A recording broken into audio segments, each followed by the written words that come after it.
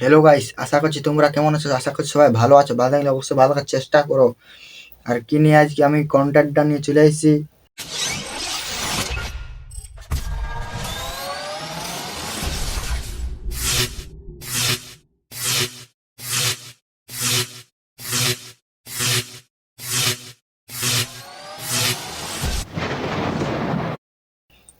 তো আমি এবারে প্র্যাঙ্ক কল করবো ভাবছি। ফার্স্ট কাকে প্র্যাঙ্ক কল করবো এটা তো জানা হয় নাই, তবে প্র্যাঙ্ক কল নেওয়ার চেষ্টা করো গাইস।